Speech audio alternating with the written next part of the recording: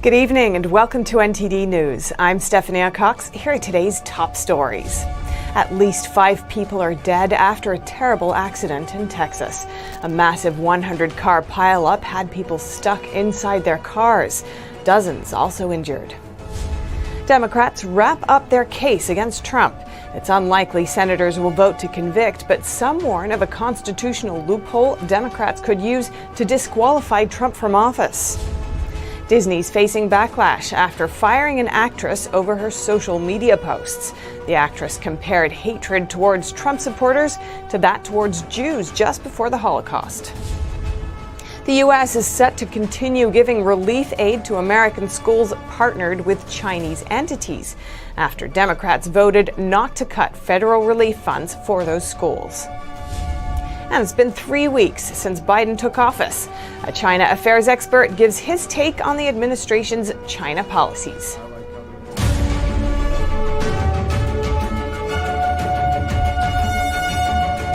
A massive car wreck on Texas's icy roads took at least 5 lives. 100 vehicles piled up in a single accident, and dozens are injured. NTD's Christina Kim has updates on the latest. A horrific accident in Fort Worth, Texas today. It's a sad sight to see. A local police officer speaks for everyone whose hearts go out to the victims. First of all, I would like to ask everyone to please keep in your prayers the family members of the loved ones that have lost their life in this tragic accident. Fort Worth Fire Department reports at least 100 vehicles were involved in the massive crash on the icy roads of Interstate 35W. At the scene, cars, trucks, and semi-trailers piled on top of each other, mangled and twisted. Many people were trapped inside their vehicles and 36 were taken to local hospitals. Agencies brought in trucks with sand to improve traction on the interstate to help responders. Officials set up a reunification center so those involved in the accident could contact and meet up with loved ones. According to the National Weather Service, freezing rain and sleet fell in the area overnight and in the early morning hours. Officer Segura warned residents of the area. We ask everyone, please stay away from this area, North 35. Seek alternate routes if you have to go to work or school. Please keep in mind that the weather is still very aggressive. The weather advisory in Fort Worth is extended till 3 p.m. Thursday. Christina Kim, NTD News.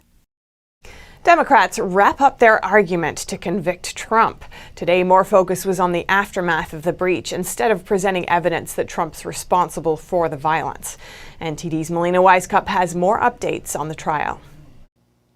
After a 2-day-long presentation, the impeachment managers have wrapped up their case, devoting most of their time to recounting the violence at the Capitol, playing clip after clip of the breach. No new evidence was given to prove why Trump should be held accountable for the chaos at the Capitol.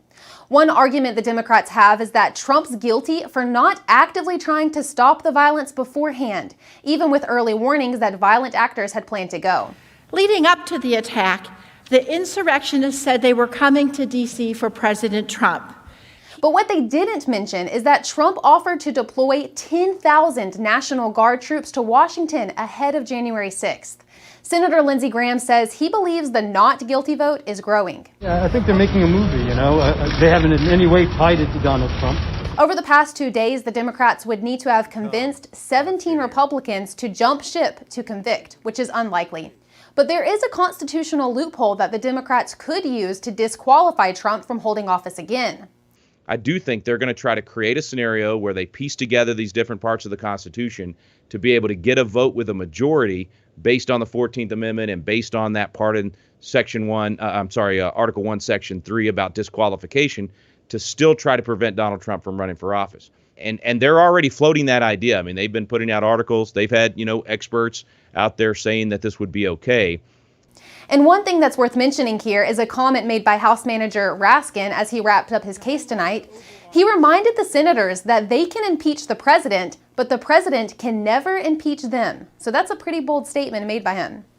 Now we'll just have to see how this trial plays out in the coming days and if the Democrats will try to take any further actions if they don't get the 2/3 vote needed.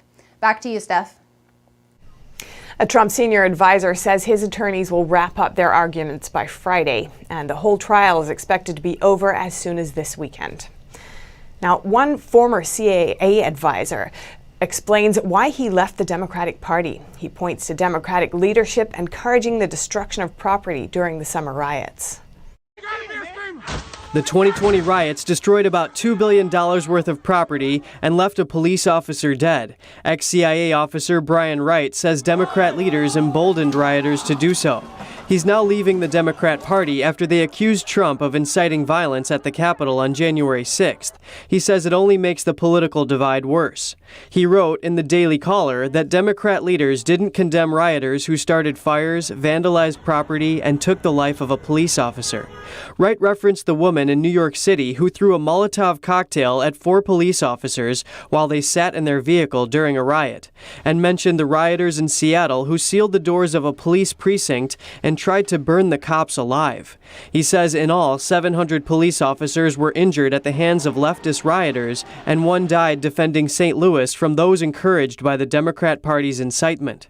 Wright offered more evidence. He cited CNN's Chris Cuomo, who told viewers last year, "Show me where it says protesters are supposed to be polite and peaceful." He argued these statements gaslight people into committing violence, and he suggested it's hypocritical to impeach Trump when Democrat leaders emboldened rioters and anarchists last year. He says the impeachment leaves Democrats like him no choice but to leave the party, but he asks where he can go now that his own party can't be salvaged. His answer? The new populist Republican Party.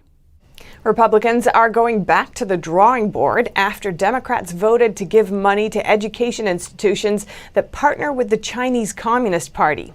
After a 13-hour-long hearing, they struck down an amendment that would have prevented these schools from getting federal relief funding.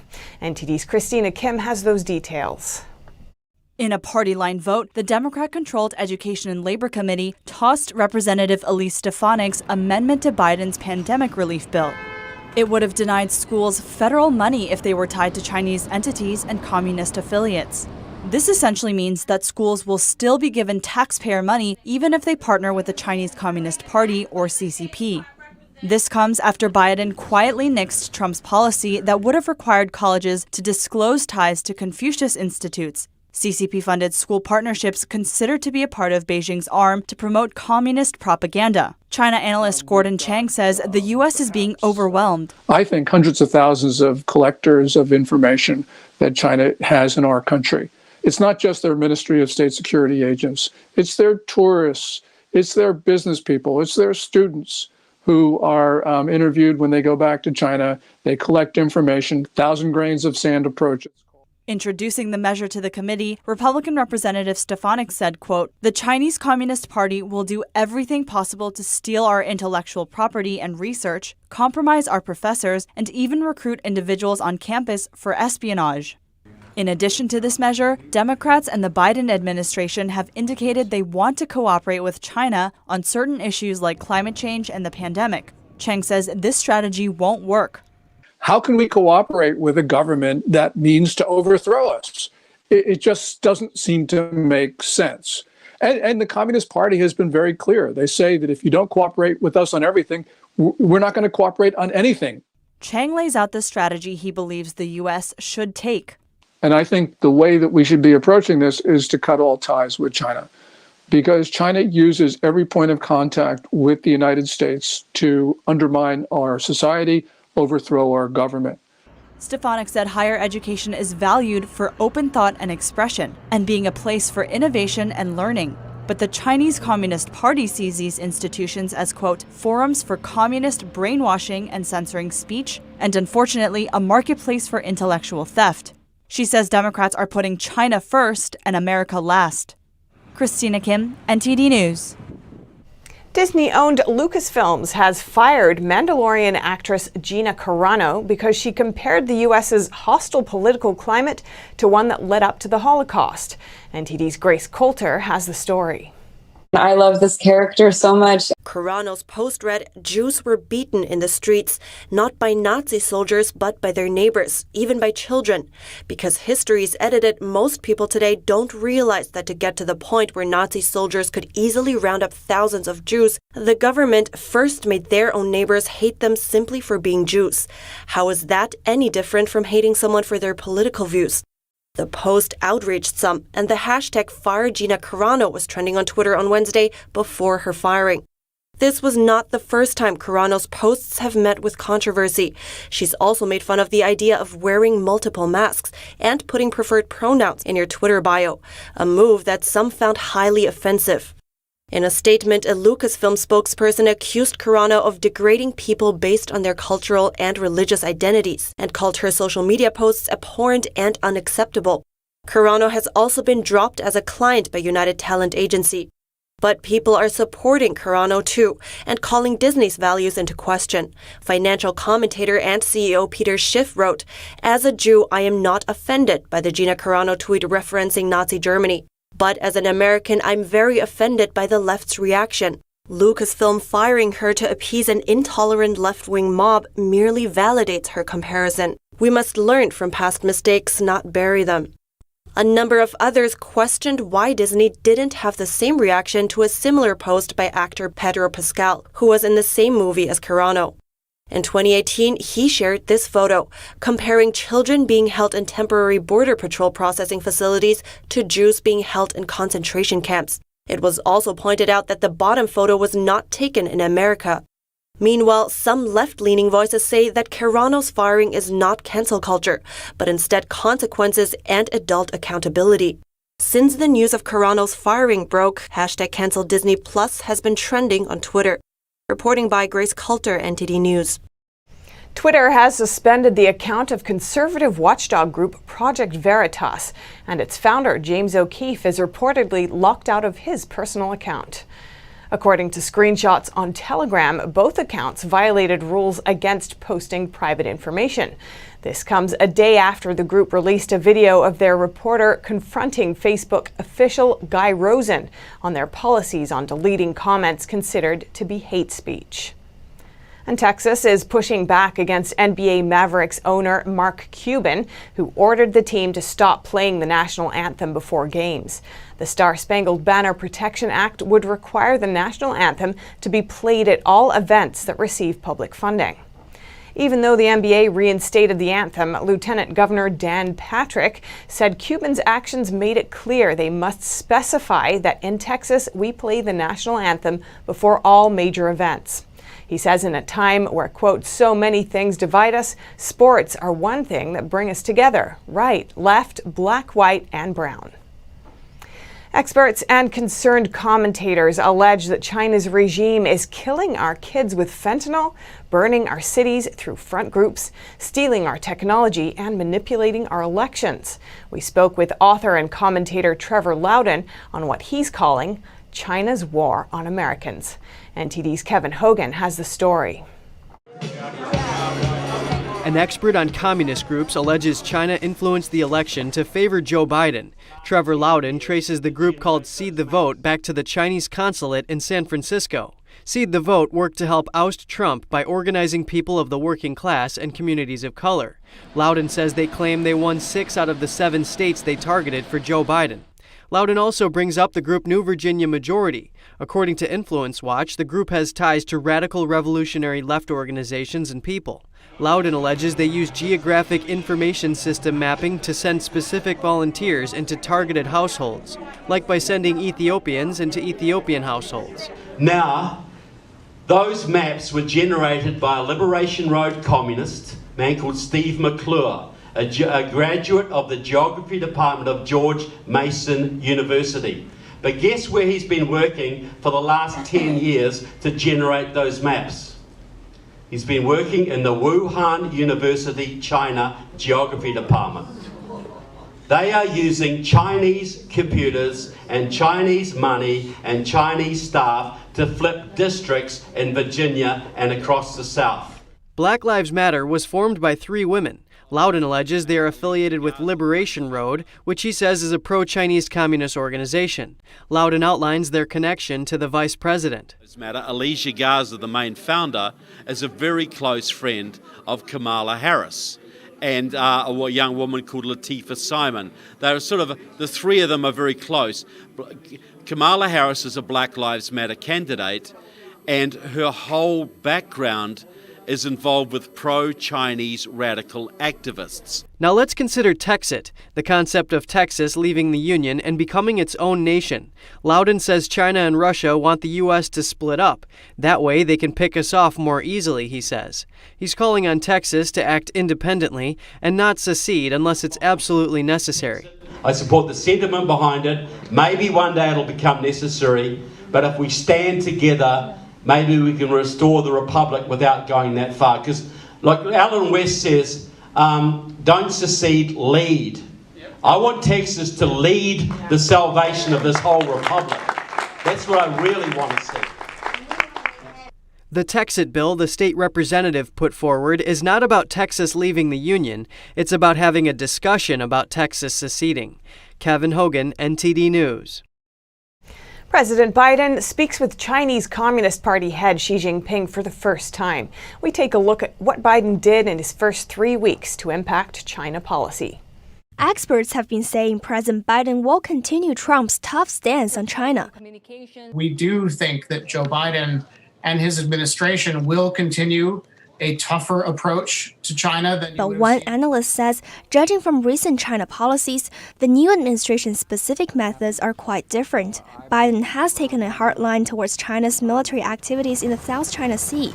That's through sending aircraft carriers and warships to sail through the ocean, sending the message to China that the U.S. does not recognize Beijing's claim to the territory. But on the other hand, the White House recently withdrew a Trump-era rule that require American schools to report their relationships with China's Confucius Institutes. Those are language and cultural classes held outside of China, sponsored by the Chinese regime.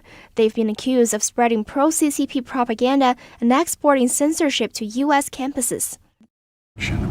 The new administration also backed off from Trump's efforts to ban TikTok. The social media app is hugely popular among American teenagers, but is owned by a Chinese company. Lawmakers and experts have said the firm may collect sensitive data from American users and submit it to the CCP. President Biden also extended the deadline for American investors to stop buying stakes in Chinese companies with military ties. Former President Trump previously set the deadline for last month. Biden's strategy, as we have seen in the 3 weeks since he took office, is to deal with the hard power of the Chinese regime and the sharp power of the regime separately. These terms were coined by American diplomats.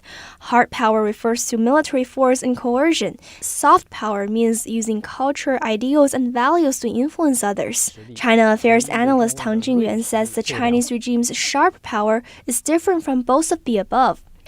It is actually a comprehensive use of information warfare, public opinion warfare. It's to infiltrate the other side's economic, political, cultural, and scientific fields. The goal is to gain control over the fields and then influence the other country's policies or even achieve complete control. He believes China actually relies more on Confucius Institute's TikTok and American investment to advance its conflict with the U.S. than through military means. Those are the areas where they can gain practical benefits, because we know that the risk of a direct military conflict between the United States and China is extremely low. So the U.S. and China sending warships, etc., are more of a political declaration. He said the previous administration has been trying to decouple with China in a number of fields, including the development of sensitive technology. As long as you are connected in these areas, you can hardly avoid the CCP's use of various ways to take advantage of the openness of Western liberal and democratic societies to infiltrate and dismantle you from within. So decoupling in these areas, in my opinion, is the most effective way. But it remains to be seen whether it's likely to happen. A senior China policy official from the Biden administration said in a panel discussion that the U.S. and China should take small steps to form a workable relationship. For both sides to stop, take a deep breath, perhaps step back a little bit, reflect, but there may be things on visas, on journalists, on consular outposts. There are a number of things that you could imagine that could be potentially helpful. He could be referring to reversing some of Trump's policies. The policies include restricting visas for Chinese Communist Party members, expelling Chinese state media journalists, and closing Chinese consulate that allegedly served as spy outposts. Penny Zhou, NTD News. Up next, several Americans are suffering from a rare blood disease. Over a dozen reported getting it after they got the COVID-19 vaccine. And the community response after an increase in crime against the elderly in California. We'll see what they are doing to protect themselves for the coming holiday after the break.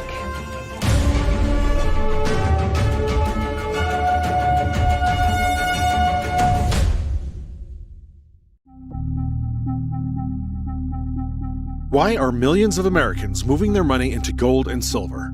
It's simple. The world has never been more unpredictable. The biggest economic crisis we've faced since 2008, and a government that's about to print trillions and trillions of dollars. That's why so many Americans are turning to gold and silver to protect their nest egg. American Hartford Gold is a trusted name to help families to safeguard their wealth. With an A+ rating from the BBB and 5-star ratings on the biggest review websites like Trustpilot and Google, American Hartford Gold can help you convert any qualifying IRA or 401k into precious metals. Or they'll help you to easily purchase physical gold and silver and deliver straight to your doorstep. Learn how you can protect your wealth with gold and silver today. Get this free 2021 information guide. Call 866-893-1493 or text TV to 65532.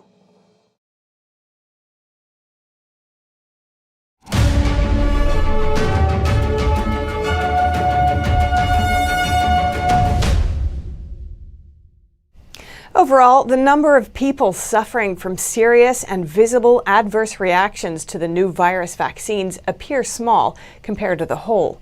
But NTD's Miguel Moreno has a story on some who developed a rare blood disorder after they got the shot.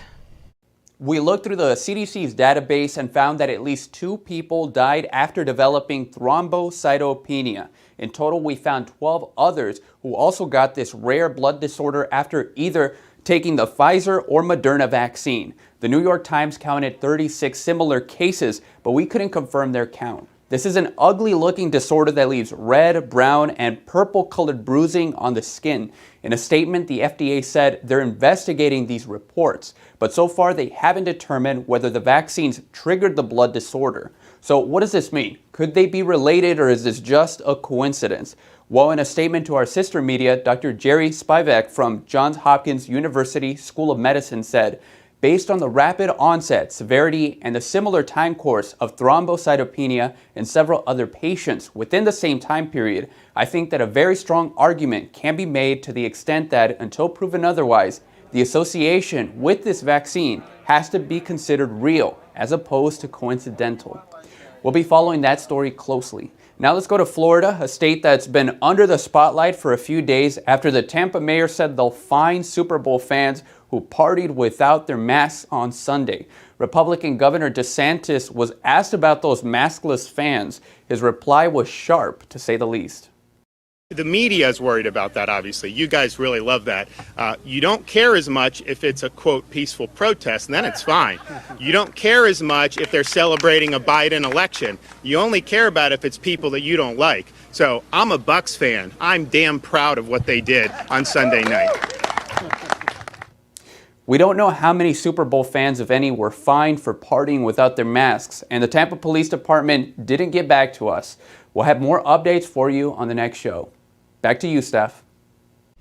All right, Miguel. Now, authorities say they seized an estimated $12 million worth of heroin from an apartment in New York City. The operation involved city, state, and federal authorities. The massive drug bust in Queens led authorities to dismantle a large-scale heroin packing mill. They seized close to 90 pounds of suspected heroin and 1,000 fentanyl pills. They also confiscated $200,000 in cash and arrested 4 people for drug trafficking and possession. According to a statement obtained by the Daily News, Drug Enforcement Administration Special Agent in Charge Ray Donovan described the apartment as an opioid landmine. He said it had the capacity to send hundreds of thousands of heroin doses throughout the Northeast. And if you can take your eyes off the soaring stock market for a moment, you'll see that businesses are still really struggling, even the big ones. One of America's biggest publishers, Condé Nast, is withholding millions of dollars of rent from the One World Trade Center. It wants a rent reduction. NTD's Tom Ojimak has the details. The Wall Street Journal reports that publisher Condé Nast is withholding $2.4 million in rent at the One World Trade Center. Condé Nast publishes titles like GQ, Vogue, Wired, and The New Yorker. It's struggling with falling revenue amid the pandemic and skipped its January rent payment. The company reportedly wants to cut its square footage and reduce rent per square foot. A spokesman told the Wall Street Journal that the company is in discussions with the co-owners of One World Trade Center about resolving the rent dispute. The publisher wants its lease to be brought into line with current market conditions. The Port Authority, which co-owns One World Trade Center, said it plans to enforce full payment. New York City's commercial real estate market faces mounting pressure. The city was one of the hardest hit by the outbreak, with shutdowns emptying offices and restaurants and closing theaters and shops.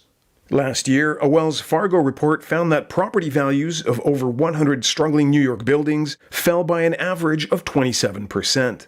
A recent bond document filing says Condé Nast could withhold more money in coming months.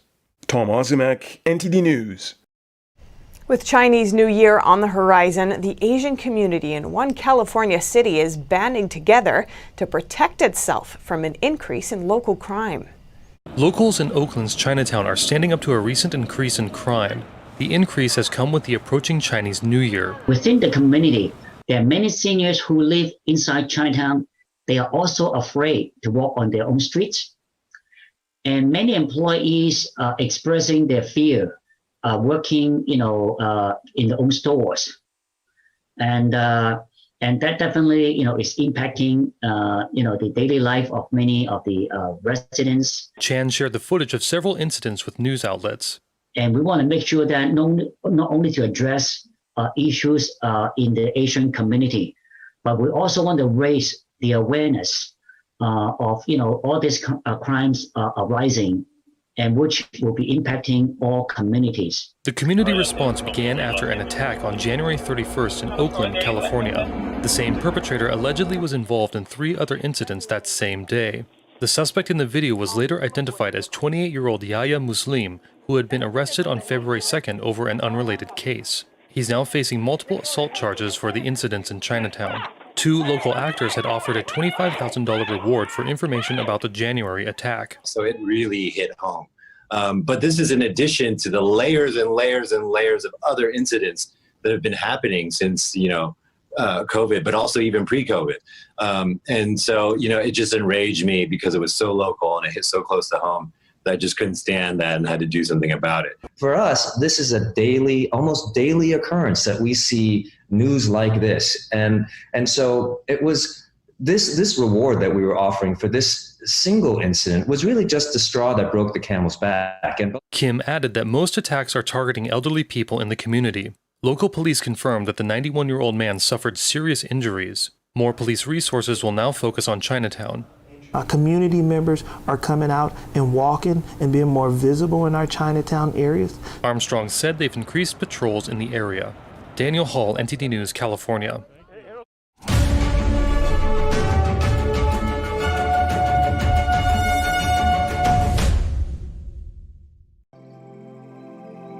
We're becoming more and more urban. We lose our connection with nature.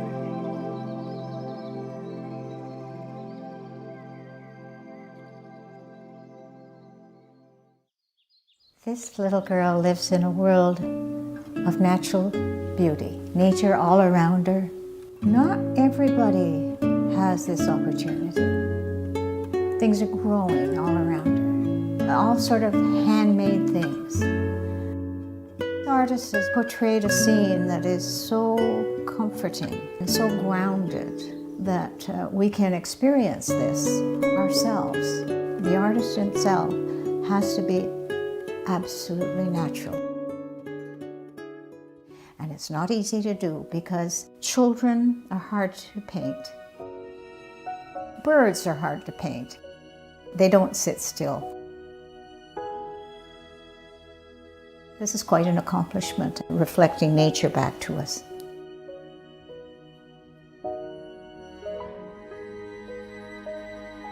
It's just a pure, natural painting.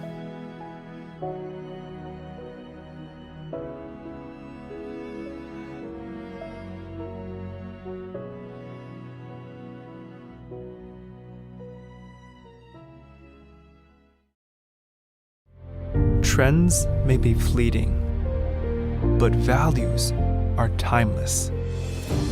We now bring you this new clothing brand with classic design and luxurious comfort. It's our way of sharing hope and inspiration from the world of Shenyun. We bring you Shenyun Dancer. Wear it with honor.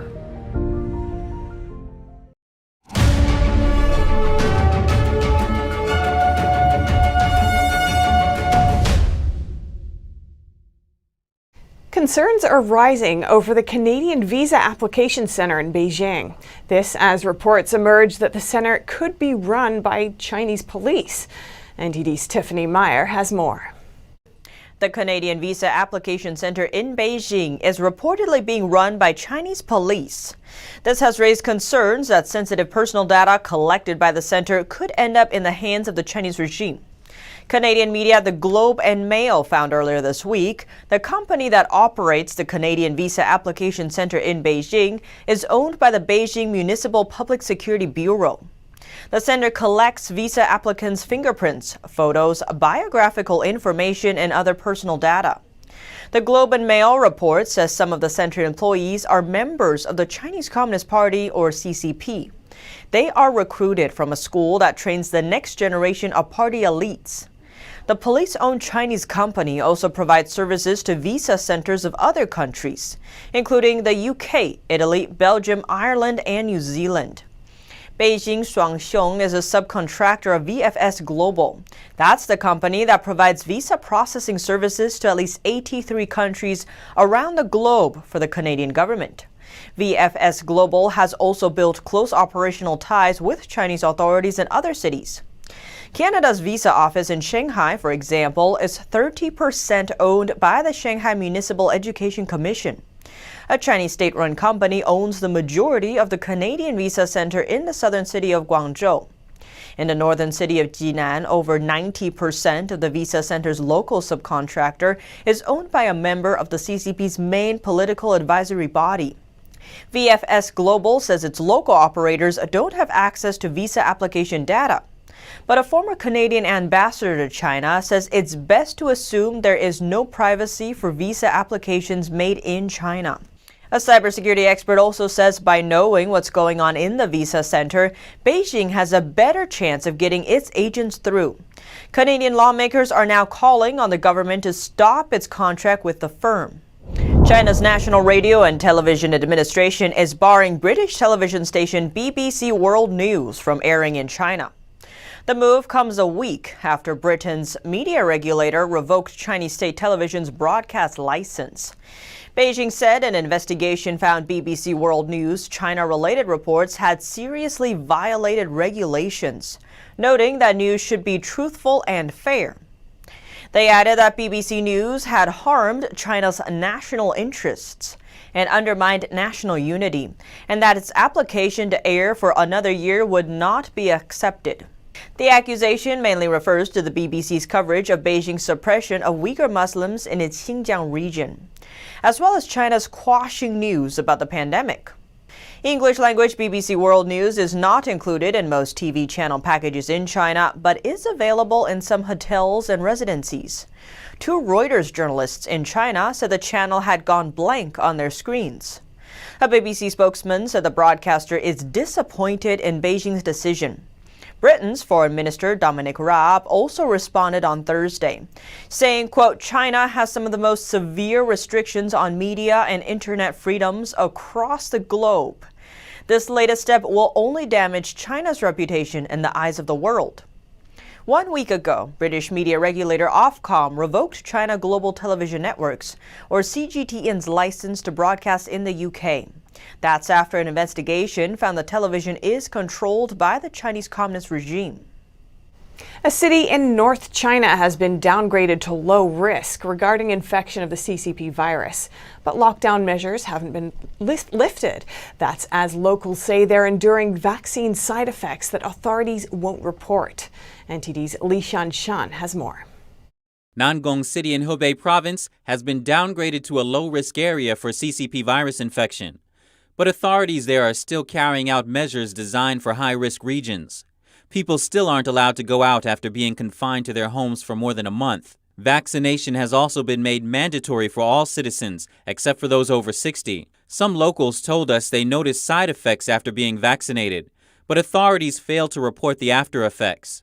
Nangong City resident Mr. Lin says he believes the fight against the pandemic is all about politics.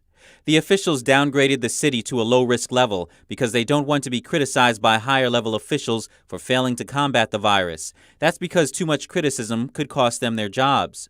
To protect Mr. Lin's identity, we distorted his voice. Now the risk level has been reduced to low, but it's still being handled as a high-risk area. All doors are still sealed up. They don't allow people to go out. When people go out, the police will arrest them, detain them. Lin explains people there were forced to accept the vaccine. People from 18 to 59 must be vaccinated. It's also the case for children above 3. If they don't get the vaccine, they won't be allowed to go to school. People will not be allowed to go to work either. The authorities have power. You have to obey them. Without the vaccination, you are not even allowed to go shopping.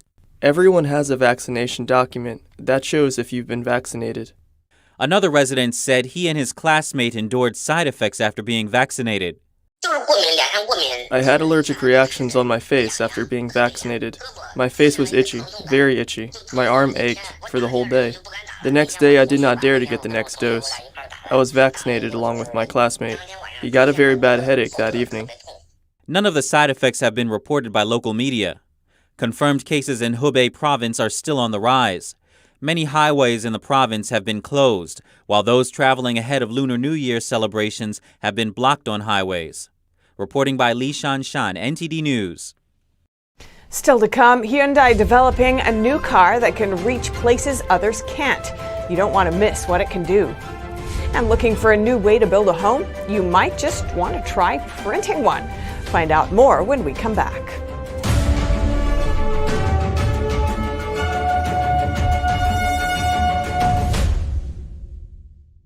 If you're like me, and I think it's actually most of us, then you're getting really fed up with the nonsense going on inside the banking system. I mean, we've worked hard our entire lives to retire comfortably. We just recovered from the crash of 2008, and it seems like it's about to happen all over again. Look at the too-big-to-fail banks. They're only getting bigger as the Fed hands them trillions of dollars daily, while simple folks like you and me, we're only getting the short end of the stick. That's why I'm glad I found this book called The Bank Failure Survival Guide. Give us a call, and we'll send you a free copy with no obligations whatsoever. Just one American to another, telling you about some options that you might not have considered. Call 866-239-2619 today for your free copy of the Bank Failure Survival Guide. That's 866-239-2619.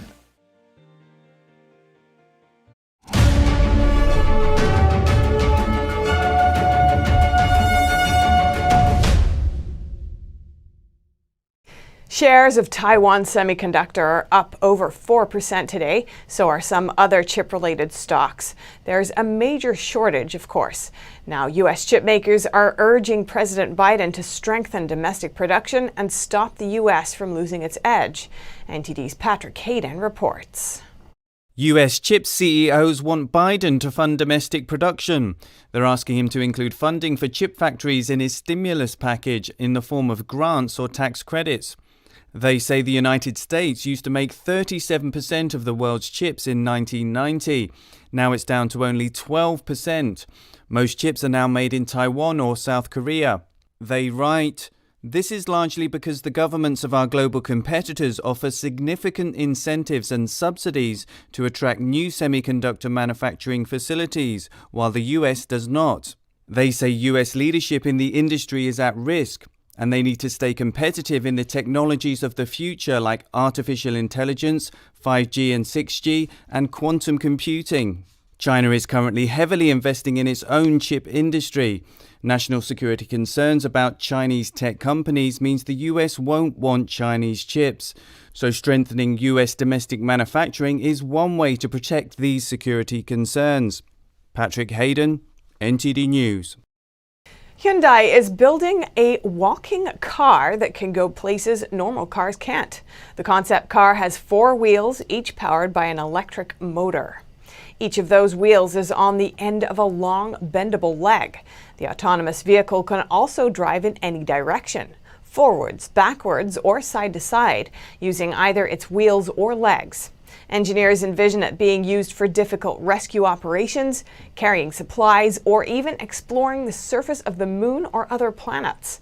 Hyundai says the Tiger X1 will take about 5 years of development and testing before it's ready for real-world use. And if you're looking to buy an affordable home in New York, you might be interested in this one. This $300,000 house came out of a 3D printer. NTD's Evan Lee has more details.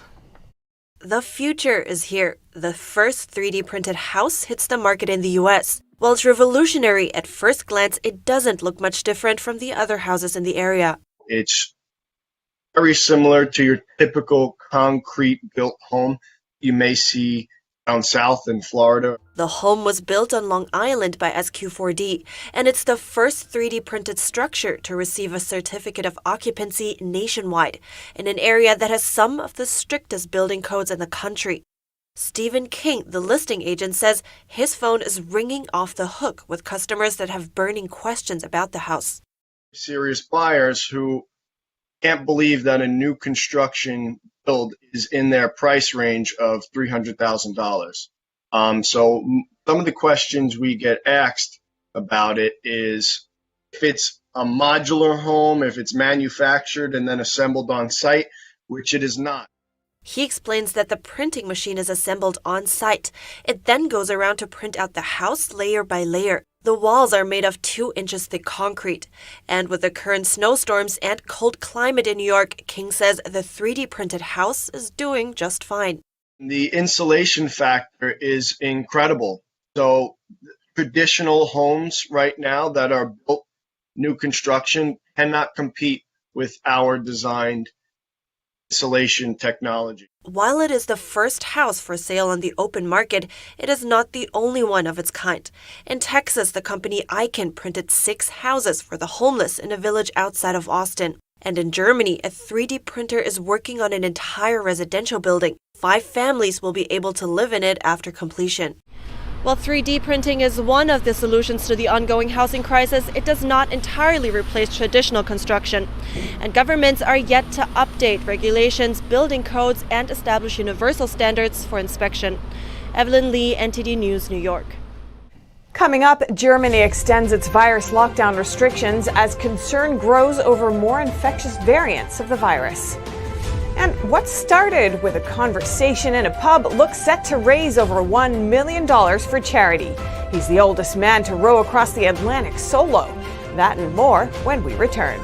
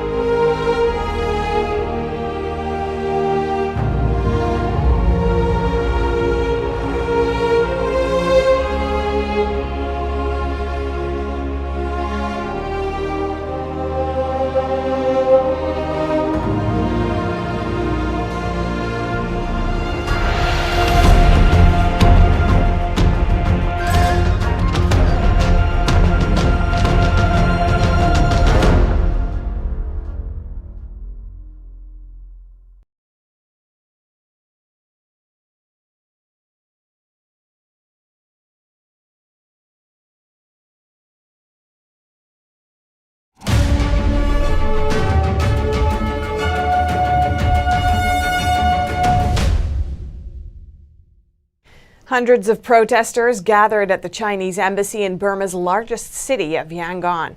They accuse Beijing of supporting the military. China denies the claim. Several placards held by protesters at the embassy featured a caricature of Chinese President Xi Jinping operating a puppet of Burma's military leader. The Chinese embassy gave no immediate response. It earlier dismissed reports on the internet of Chinese planes bringing in technical personnel. Amid the protests, at least 6 more officials linked to Suu Kyi's National League for Democracy were forcibly taken from their homes overnight. While Western countries have strongly condemned the February 1st coup, Beijing has referred to it as a cabinet reshuffle. Germany will extend its lockdown until March 7th. The country's virus infection rates are dropping, but concerns are growing over the more infectious variants. Experts tell us that it is only a matter of time until these variants become dominant and oust the original virus. We have to prepare for that. The lockdown extension allows for some flexibility. Hair salons are allowed to reopen on March 1st, and different regions can decide whether to reopen their schools and daycare centres earlier. Some opposition parties criticised the extension as disproportionate. Merkel stressed the next weeks will be existential. Children are suffering from anxiety and depression because of pandemic restrictions. That's according to a survey in Germany which found about 1 in 3 German children are affected. The survey of children between the age of 7 and 17 found they have more problems in school, their families argue more, and their relationships with their friends are deteriorating. They also eat less healthily, spend more time online, and play fewer sports. Researchers questioned over 1,000 children and 1,500 parents from mid-December to mid-January when Germany was under its second lockdown. And UK residents are weathering the lowest temperatures in decades, but Londoners are enjoying the city's frozen fountains and snowy parks despite the cold. Sub-zero temperatures are all over the UK right now. Officials say a minus 23 degrees Celsius or minus 9 degrees Fahrenheit reading on Wednesday was the lowest recorded since 1995. Temperatures are due to increase in the next few days. And 70-year-old Frank Rothwell just became the oldest man to row solo across the Atlantic. The grandfather of 3 is also set to raise $1.4 million for charity. NTD's Earl Rhodes has more. Already an experienced sailor and a survivor of prostate cancer, Frank Rothwell signed up for the Atlantic Challenge following a chance conversation in a pub. He says one of the biggest challenges was to cope with the boredom, though he was able to phone his wife every day. Rowing is really, really boring. Every stroke is the same as the last stroke, and there's no seascape, there's nothing to pass. With a fall overboard potentially fatal, and with no one around to help, rowers must attach themselves to their small boat at all times and prepare their own food. One of the biggest luxuries is a roof over their heads at night, thanks to a small cabin. Stroke after stroke after stroke, thousands of strokes, another thousands of strokes, a million strokes. And then you're looking at the clouds and trying to imagine what shapes you can see in the clouds. The race traverses the Atlantic from the Canary Islands to Antigua, about 3,000 miles. 56 days. Rothwell's time of 56 days, 2 hours and 41 minutes saw him finish 4th out of 8 in his particular category. But he became the oldest man to complete solo feat in doing so. And I realised it wasn't a race for me. I win by finishing. Seen an opportunity to raise money for a charity that's desperate for funds. Rothwell says what he missed most was his wife of 50 years and an ice-cold Coca-Cola. His Just Giving page has received nearly £900,000. But with publicity growing about his epic 56-day journey, he expects to break 7 figures at the weekend. Earl Rhodes, NTD News. And up next, a great American ski champion getting emotional. We take a look back at his remarkable career. And kayakers in Australia paddle to save the oceans. One paddle tour aims to collect over 400 pounds of trash this month. Find out more after this short break.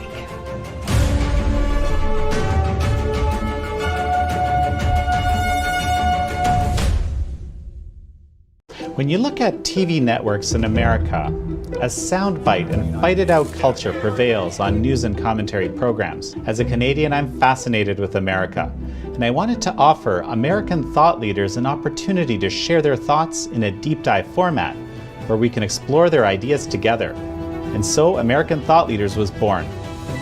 The world's most brilliant thinkers believed that open discourse was the key to greatness. However, all around the world, we see that discourse is being stifled and political agendas have subverted media. The Epoch Times launched its Global Thought Leaders program to bring back this great tradition of free thought. As the host of American Thought Leaders, every week I interview some of the most intriguing minds on the most pressing issues of our time.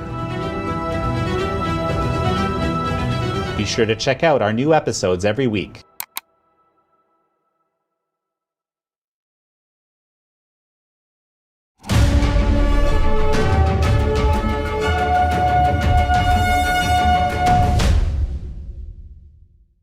American ski racer Ted Ligety is retiring after next week's World Championships in Italy. He got emotional while looking back at his career. NTD's Andrew Thomas has the story. Olympic champion ski racer Ted Ligety, 36, says he's fulfilled his childhood dreams, and now he's ready to leave the tour after 17 years. Yeah, it's every emotion. I mean, it's pretty crazy to be on this tour for 17 years and now walking away, and think about how much my life has changed over the years, and think of everything I've done is pretty surreal, you know. He tears up when trying to thank everyone who helped him along the way. Ligety has 5 World Championship golds. 3 in giant slalom in 2011, 2013, and 2015, as well as Super G and combined in 2013, and 2 bronzes. His golden triple in Schladming, Austria in 2013 made him the first male skier to win 3 or more at a single championship since France's Jean-Claude Killy took 4 in 1968. He won his first Olympic gold during the 2006 Games in Turin, Italy. 8 years later, he won his second in Sochi. He leaves after 336 World Cup starts, 25 wins, and 52 podiums across 5 events. It's hard for me to say what my legacy is. I think it's hard for somebody to write their own legacy. So hopefully, inspired kids to push hard and ski fast and love the sport of ski racing more. And the father of 3 said he plans to spend more time with his wife and kids. He also made it clear he doesn't intend to transition into coaching. Andrew Thomas, NTD News. Kayakers in Australia are mixing leisure activities with environmental stewardship on a mission to clean up the trash from Sydney Harbour. NTD's Andrew Thomas has that story. There are a lot of kayakers exploring the iconic sights of Sydney's world-famous harbour, but one kayaking tour is tidying things up. With a paddle, a bucket, a sieve, and a picker stick, Sydney by Kayak offers guided paddles to remove trash from the harbour. According to founder Laura Stone, the tour is as popular as ever. We were finding so much rubbish that we decided that maybe we needed to bring some buckets along and pick up more. Eventually we decided to do some dedicated cleanup paddles, so now we do 4 or 5 dedicated scheduled paddles per week. Stone began cleanup kayak tours several years ago after routinely noticing the amount of debris in Sydney Harbour during her other group tours and lessons. She said paddlers vary, from first-timers to regulars. Julie Greening is an avid kayaker who has taken the tour more than 10 times. Sometimes I have my doubts, but of course it's worth it. Every little bit's worth it. We're 7 billion people on this planet, so if everyone does a little bit, of course it's going to help. It's got to. The UN says 8 million tons of plastic enters the world's oceans annually, impacting marine life. Stone says her group has a goal to collect over 400 pounds of litter from the Lavender Bay area for the month of February. Money from the tours is donated to the purchasing of sea bins, which collect marine debris. Andrew Thomas, NTD News. An unusual love story with a happy ending in Argentina. 2 rare Jaguar cubs are born to a wild Jaguar father and a Jaguar mother who has lived her life in captivity. Wild jaguars have been largely wiped out in the area around Argentina's impenetrable national park. But the successful mating marks a glimmer of light as conservationists try to regrow their numbers. A local conservation group says the 2 cubs were born in the early hours of January 30th. They'll be raised at the park until they're ready to be released into their natural habitat. The courtship began in 2019 in the dense forests of the 320,000-acre park. Over 9 months, the Jaguar parents got acquainted through an enclosure fence before the father was allowed inside for a face-to-face encounter late last year. And that's all for today's news. Thanks for tuning in. I'm Stephanie Cox.